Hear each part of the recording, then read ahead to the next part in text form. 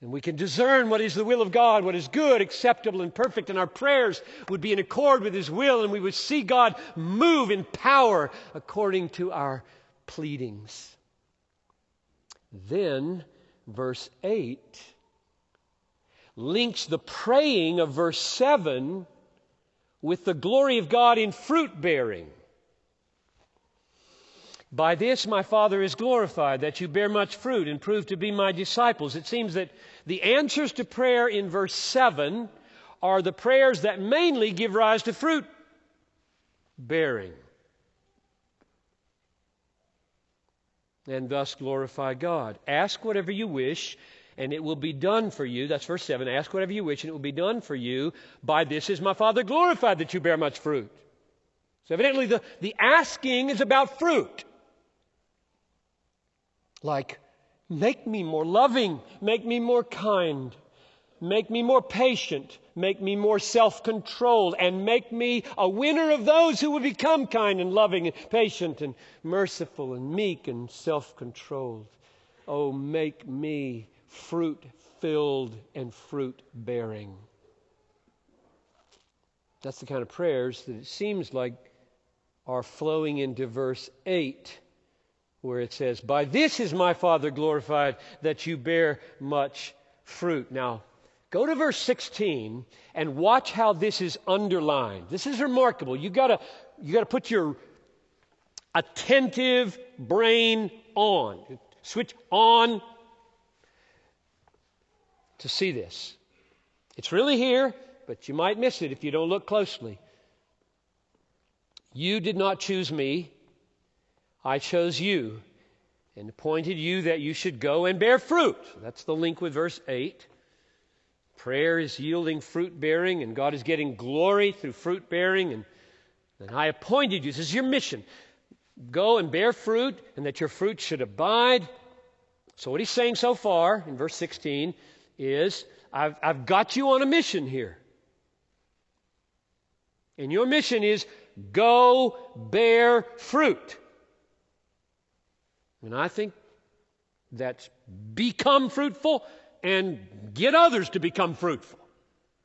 And the fruit is love, joy, peace, patience, goodness, kindness, meekness, faithfulness, self-control, and getting other people to love Jesus and become like that too.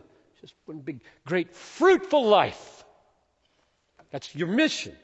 As you enter 2009, you got a mission. You're on the planet for a purpose. To be fruit-filled and fruit-bearing. Now, the rest of the verse has an interesting connection. The reason given for this mission is so that whatever you ask the Father in my name, He may give it to you. That's amazing. You get the connection? It's really strange. It's not hard, but it's surprising. Paraphrase it. I'm putting you on a mission. I have chosen you to go bear fruit. Why? So that your prayers get answered. Which simply confirms verse 8. Prayer is about fruit bearing. I don't know if you ever read a Piper book on prayer. I've got this little picture that I love to use all the time. I wear it out. I haven't used it for a long time, so I'll use it now again. Prayer is a wartime walkie-talkie, not a domestic intercom for ringing up the butler to change the thermostat.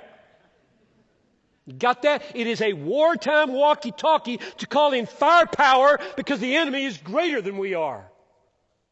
You try to turn this into a domestic intercom to bring another pillow, it malfunctions.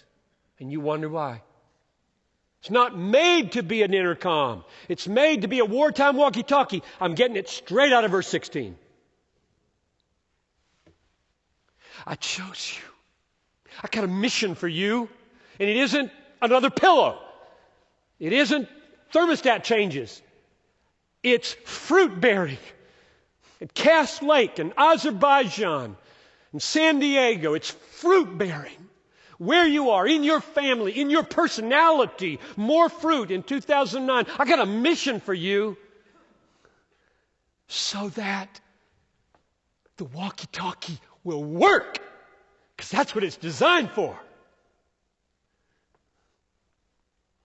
If you wonder why it might not be working, just ask, am I on mission? It works on mission. That's what it's for.